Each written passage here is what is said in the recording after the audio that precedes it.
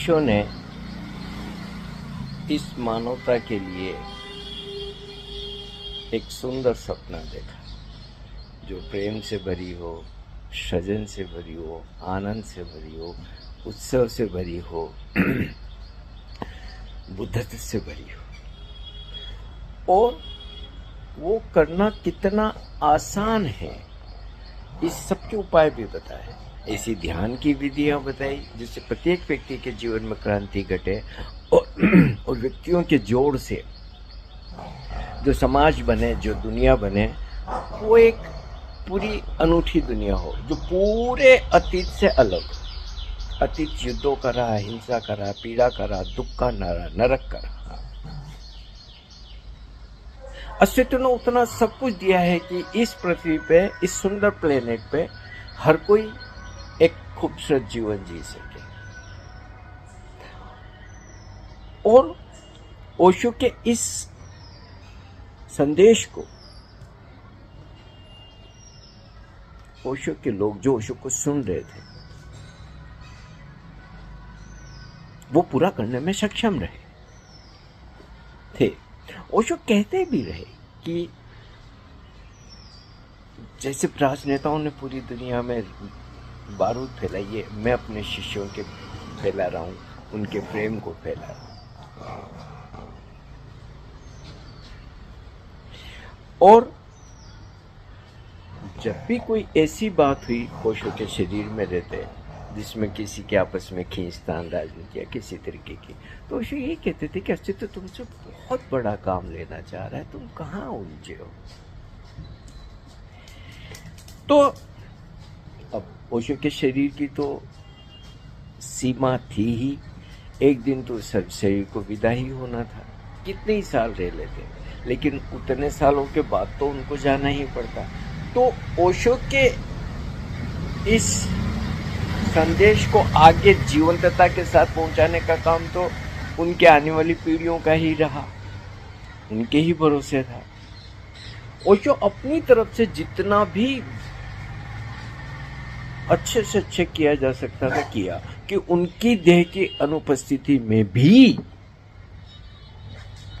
चीजें सुंदर ढंग से चलती रहे, घटती रहे।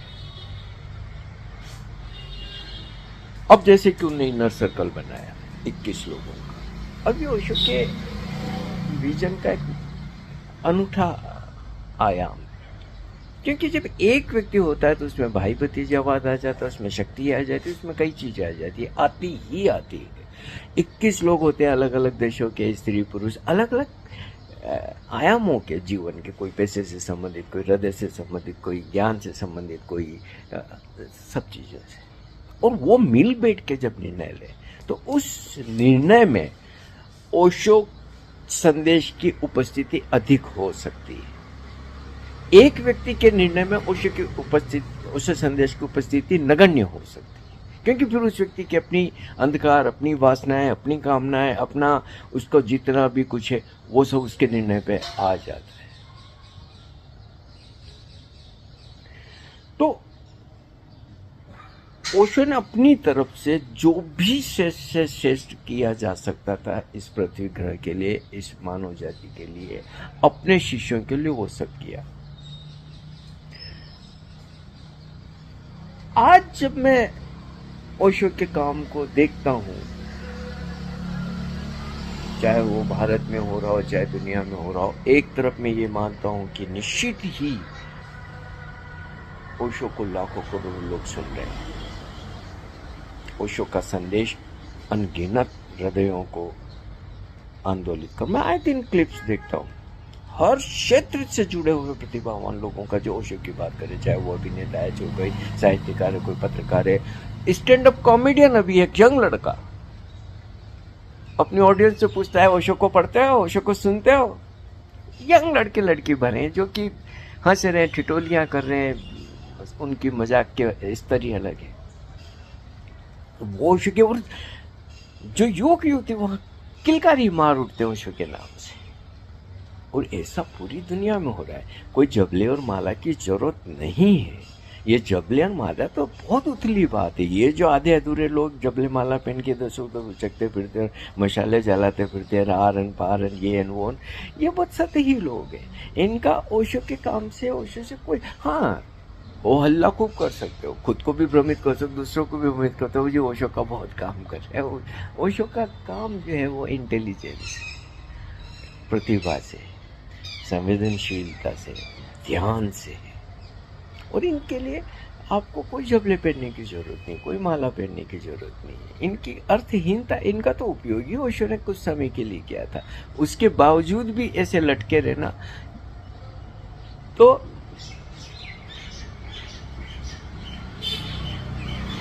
लेकिन जिसे कहते हैं मैंने सोने में सुहागा, अगर जो ओशो जिस तरीके से व्यवस्था का एक पूरा नक्शा बना के गए थे और अपने देह में रहते 9 महीने इनर सर्कल से काम करवा के देखा, और उनके काम से जहां भी कमी बेशी थी छोटे मोटे वो सब करके, और जो पूरी गाइडलाइन वो दे गए थे, चाहे पूना में जो जगह चलनी हो उस जगह के लिए, चाहे फिर भारत भर में ओशो के काम को फैलाना हो, चाहे फिर दुनिया में काम को फैलाना हो। बताती को ओशो ऐसा कहते रहे कि मेरे काम की जड़ें भारत में फैलेगी और इसकी शाखाएं दुनिया में फैलेगी। ऐसा होना ही चाहिए था ओशो के कार्य के तल पर भी, और वो नहीं हुआ, ये तो स्वीकारना पड़ेगा। ये जबलाधारी मालाधारी इसलिए बहुत ज्यादा चिल्ला रहे हैं, ये देवदत्त और ये ब्लट भारती और ये रिंग मास्टर और सब, क्योंकि जो सचमुच में पात्र थे वो हाशिए में ढकेल दिए गए। किन्हीं निहित स्वार्थों ने छाट छाट के सभी सुपात्रों को, ओशो के शिष्यों को हाशिए में डाल दिया। और जब वो हाशिए में चले गए तो जो खाली जगह वो ये जबलाधारियों ने भर दी। और होता क्या है कि जैसे कोई शराब पीता है, अब शराब पीने में हो सकता है कि बहुत मजा आता हो, लेकिन धीरे धीरे भी शराब आपके शरीर को, आपके मन को, सब चीजों को खराब करता है, और कई आपके तो मौतें भी हो जाती। इसी तरीके से ओशो के काम में भी चीजें होती। शुरू में तो बड़ा मजा आया लोगों को, उनसे जुड़े हुए चमचों को भी बड़ा मजा आया। हो जी सब कुछ गजब का चल रहा है। तो एक व्यक्ति खुद ही भ्रमित, फिर चमचे इकट्ठे हो जाते हैं, हो जी, और ऐसा हल्ला करते कि जैसे ये सज्जन तो ओशो से भी ज्यादा समझदार आ गए। अब तो ओशो की कोई कही बात और उन सज्जन की कई बात हो, तो मैंने अपनी आंखों से देखा वो सज्जन की बातें जीती थी, ओशो नहीं जीतते थे। लेकिन ओशो को हरा के हमने एक आशा को हरा दिया। इस पृथ्वी ग्रह को बचाने की जो ओशो की भरसक प्रयास उसको हरा दिया।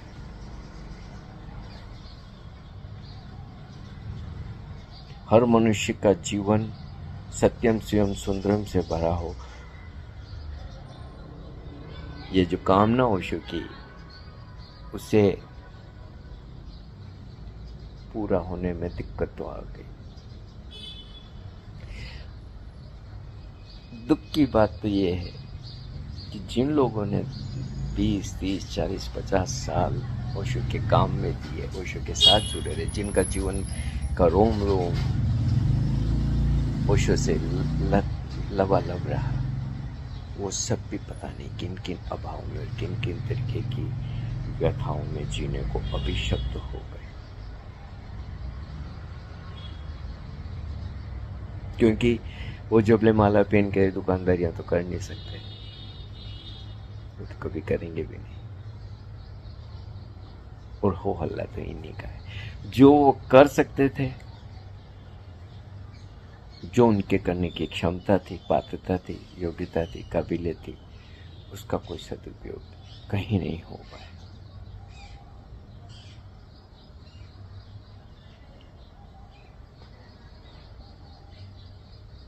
ये तो हमें स्वीकारना पड़ेगा कि चीजें वैसी नहीं हुई जैसी ओशो बना के गए। और ये भी हमें स्वीकारना पड़ेगा कि जैसी ओशो बना के गए वैसी अगर चलती रहती, और जब तक वो चली, ओशो के दे के जाने के बाद भी हमने 10 साल तक उसको उस तरीके से चलते देखा, तब हमने देखा कि कितना अलग ही तल पर ओशो का कार्य चल रहा था। ओशो के जाने का, ओशो के दे के जाने का कोई आभास नहीं हो रहा। लेकिन ऐसा सतत नहीं हो पाया। हम ही लोगों के जीते जी हम देख पाए कि एक शून्यता आ गई, एक रिक्तता आ गई।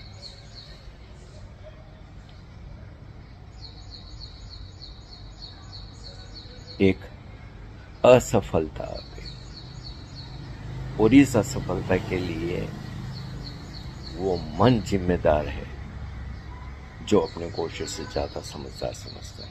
वो चमचे जिम्मेदार हैं जिनने उस रुग्ण और विकृत मन को अपनी चमचागिरी से पॉलिश किया।